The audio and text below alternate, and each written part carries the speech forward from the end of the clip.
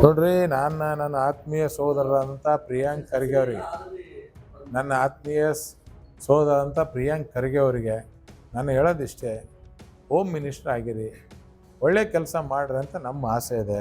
ಯಾಕೆ ನೀವು RSS ಬೆನ್ನತ್ತೀರಿ?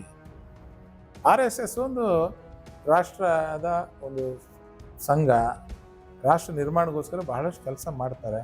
ಏನೇನು ಕೆಲಸ ಮಾಡ್ತಾರೆ ಅಂತ ನಿಮಗೆ ಗೊತ್ತಿದೆ. ನಿಮಗೆ ಗೊತ್ತಿರ್ಲಾರ್ದಂಥದ್ದು ಯಾವುದೂ ಇಲ್ಲ. ಎಲ್ಲೇ ವಿಪತ್ತು ಬಂದಂತಾಗ ಅವ್ರು ಬಂದು ನಿಂದ್ರಂತ ಕೆಲಸವನ್ನು ಮಾಡ್ತಾರೆ. ಎಲ್ಲೇ ಭೂಕಂಪ ಆದಲ್ಲಿ ಅವ್ರು ಬಂದು ನಿಂದ್ರಂತ ಕೆಲಸ ಮಾಡಿ, ಏನೋ ತೊಂದರೆ ಆದಂಥ ಸಂದರ್ಭದಲ್ಲಿ ಬಂದು ನಿಂದ್ರಂತ ಕೆಲಸ ಮಾಡ್ತಾರೆ. ಕೊರೋನಾ ಆದಂತಲ್ಲಿ ಬಂದು ಸ್ವಯಂ ಪ್ರೇರಿತವಾಗಿ ಕೆಲಸ ಮಾಡೋಕ್ಕಿದ್ದಾರೆ. ಮತ್ತು ಅವ್ರೇನು ಬರೇ BJPಗೆ ನೀವು ಅಂತ ಹೇಳಕ್ಕೆ ಹೋಗ್ಬೇಡ್ರಿ. ಸಂಘದವರು ಎಲ್ಲ ಕಡೆ ಇದ್ದಾರೆ. ಎಷ್ಟೋ ಜನ ಆಫೀಸರ್ಸ್ ಇದ್ದಾರೆ, ಎಷ್ಟೋ ಜನ ಪತ್ರಕರ್ತರಿದ್ದಾರೆ. ಎಲ್ಲನೂ ದೇಶಕ್ಕೋಸ್ಕರ ಯಾರು ಪ್ರೇಮಿ ಆದ ಅವರೆಲ್ಲರೂ ಅಲ್ಲಿ ಗುರುತಿಸಂತ ಕೆಲಸ ಮಾಡಿದ್ದಾರೆ. ಅದ್ರ ಬದಲು ನೀವು BJPಗೆ ಇಷ್ಟರ ಬೆನ್ನತ್ತಿದ್ರೆ ಅಂತಂದ್ರೆ ನಿಜಕ್ಕೂ ಏನೋ ನಿಮ್ಗೆ ಅನುಕೂಲ ಆಗ್ತದೆ. ಬರೇ ಸಂಘಕ್ಕೆ ನೀವು ಬೆನ್ನತ್ತದ ಇದೆ. ಇವತ್ತು ನಾನು ಹೆಮ್ಮೆ ಅಂತ ಹೇಳ್ತೀನಿ. ನಾನು ಒಂದು ದಲಿತ ಸಂಘರ್ಷ ಸಮಿತಿಯಿಂದ DSS ಇಂದ ಬಂದಂಥವ್ರು. ನಾನು ನಮ್ಗೆ DG ಸಾಗರ್ ಅವರು, ಮಲ್ಲಿಕಾರ್ಜುನ್ ಕಾಂತಿ ಅವರು ಎಲ್ಲ ನಮ್ಮ ನಾಯಕರು.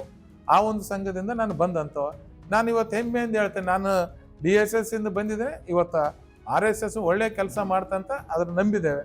ಹೊರತಾಗಿ ಅದನ್ನ ಕೆಟ್ಟ ಕೆಲಸ ಮಾಡಿದ್ರೆ ಫಸ್ಟ್ ನಾವೇ ಅದ್ರ ನಿಂತು ಇಲ್ಲ ಇದು ದಲಿತ ವಿರೋಧಿ ಇದೆ, ಇದು ಈ ವಿರೋಧಿ ಇದೆ ಅಂತ ನೀವೆಲ್ಲರೂ ಉದಾಹರಣೆಗಳು ಕೊಡ್ರಿ.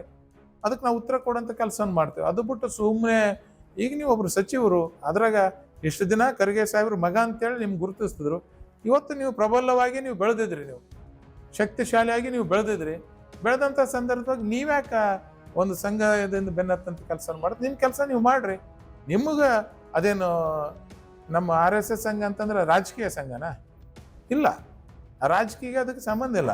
ಇವತ್ತು ಹಂಗಿರ್ತಾರೆ ವೈಯಕ್ತಿಕವಾಗಿ ನಿಮ್ಗೆ ದ್ವೇಷ ಇರ್ತಂದ್ರೆ BJP ಅವ್ರ ಮೇಲೆ ಮಾಡ್ರಿ.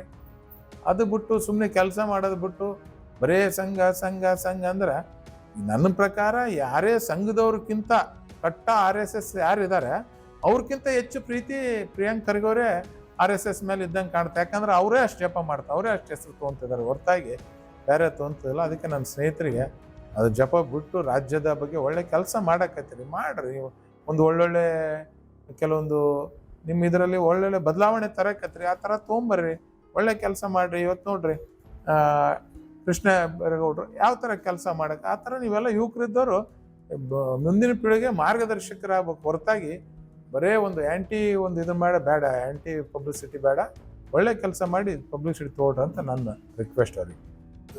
If you like this video ಬೇಗ ಲೈಕ್ ಮಾಡಿ, ಕಾಮೆಂಟ್ ಮಾಡಿ, ಶೇರ್ ಮಾಡಿ ಹಾಗೂ ಯೋಯೋ ಟಿವಿ ಕನ್ನಡವನ್ನು ಸಬ್ಸ್ಕ್ರೈಬ್ ಮಾಡಿ.